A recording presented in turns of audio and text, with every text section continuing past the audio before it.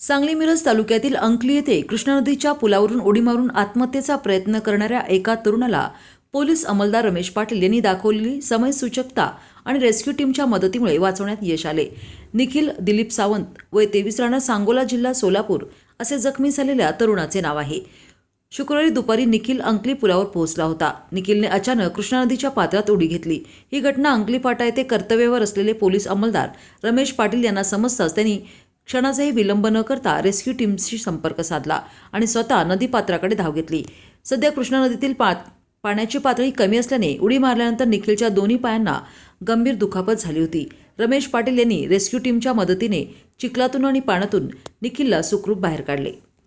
काल दिनांक 6 मार्च 2026 रोजी संध्याकाळी 4:30 वाजण्याच्या सुमारास डायल 112चे अंमलदार अधिक शेजाळ यांनी मला फोन केला। मी चौकात अंकली फाटा येथील चौकात वाहतूक नियमनास असताना डायल 112चे कर्मचारी अधिक शेजाळ यांनी मला फोन केला की अंकली ते जयसिंगपूर जाणाऱ्या ब्रिजवर एक तरुण आत्महत्या करत आहे। असा फोन आल्याने मी तात्काळ त्या ठिकाणी गेलो। मी तिथे गेल्यानंतर माझ्यासमोरच त्या युवकाने नदीत उडी मारली।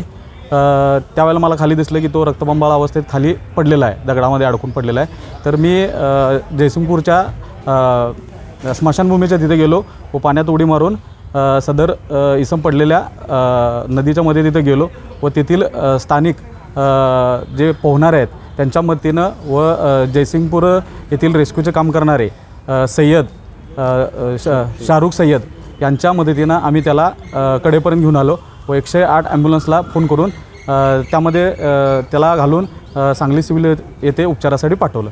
त्यामध्ये आम्हाला समजले की त्याचे दोन्ही पाय फ्रॅक्चर झाले आहेत व तो त्या त्या व्यक्तीचं नाव निखिल अभिजित सावंत राहणार सांगोला तालुका सांगोला जिल्हा सोलापूर येथील असल्याचे समजले व त्याबाबत त्यांच्या नातेवाईकांना कळवून सध्या तो सांगली सिव्हिल हॉस्पिटल येथे उपचार घेत आहे। पण त्याने मरणाचे कारण त्याला विचारलं असता त्यानं कोणती माहिती दिली नाही। तो मरणाचं कारण त्याच्या आत्महत्येचं कारण त्यानं कोणतेही सांगितलेलं नाही। उडी मारल्यानंतर त्या ठिकाणी तुम्ही अगदी धाडसानं त्या ठिकाणी पाण्यात उतरला, सिच्युएशन काय होती, तुम्हाला काय वाटलं ना? सध्या त्या ठिकाणी गेल्यानंतर तो माझ्यासमोरच उडी मारल्यामुळं रक्तबंबाळ अवस्थेत त्याला बघितलं तर आपण पोलीस आहे, आपल्याला लोकांचं जीव वाचवणे आपलं गरजेचं आपलं ते काम आहे। ही भावना जाणीव मनात ठेवून एखाद्या आईला आपला मुलगा जिवंत बघितल्यानंतर जो आनंद होतो आहे किंवा त्याचं जे मयत झाल्यानंतर त्याला किती दुःख होतं आहे याची आपल्याला पोलीस असल्याला जाणीव असल्यामुळं त्याला वाचवणं हे आपलं काम आहे, म्हणून मी त्या ठिकाणी त्याला वाचवलेलं। ड्रेसवरच मग पाण्यात? हां, मी पोलीस ड्रेसवर ड्युटीवर ऑन ड्युटी पोलीस ड्रेसवर असल्यामुळं मी त्या ठिकाणी ड्रेसवरच उडी मारून त्याला बाहेर काढलेलं आहे। बाहेर काढत असताना कसं सिच्युएशन कशी? त्याला स्टार्टिंगला मी त्याच्याजवळ पोचल्यानंतर तो रक्तबंबाळ अवस्थेत होता, त्याचे दोन्ही पाय मोडले होते। त्याला उचलण्याचा प्रयत्न केला पण तो उभा राहू शकत नव्हता। स्टार्टिंगला मी त्याला उचलून घेण्याचा प्रयत्न केला पण तो उचलून माझे पण पाय तिथं घसरत असल्यामुळं स्थानिक जे दोघं पोहणारे होते त्यांना बोलवल्यानंतर तो व शाहरुख सय्यद ज्यानं मला डायल 112ला फोन केला होता तो स्वतः माझ्याबरोबर पाण्यात येऊन त्याला आम्ही लोकांच्या मदतीनं त्यांना बाहेर काढलं। थोडं जर उशीर वगैरे झाला असतं तर? उशीर वगैरे झाला असता तरी पाण्याचा प्रवाह मी जेव्हा गेलो तर मी आणि तो शाहरुख सय्यद जो आहे आम्ही दोघंजण हात धरून तिथंपर्यंत पोचलो। पाण्याचा प्रवाह जो ब्रिजच्या मध्ये जो 2 हे आहेत पोल आहेत त्यामध्ये पाण्याचा प्रवाह भरपूर होता पण तो वाहून गेला असता। याच्यापूर्वीही एका विवाहितेनं आत्महत्या केली होती, त्यावेळी मी गेलो होतो पण पाण्याचा प्रवाह जास्त असल्यामुळे ती विवाहिता वाहून गेली होती। त्यावेळेला त्या विवाहितेला वाचवणं आम्हाला जमलं नव्हतं पण कालच्या प्रकरणामध्ये त्या तरुणाला वाचवण्याचं यश आलेलं आहे। नमस्कार, मी police inspector BA Talekar, Sangli ग्रामीण पोलीस ठाणे। काल सायंकाळी 4:30 वाजण्याच्या सुमारास अंकली ते जयसिंगपूर पुलावरून एका युवकानं उडी मारल्याची माहिती आम्हाला डायल 112वर मिळाली।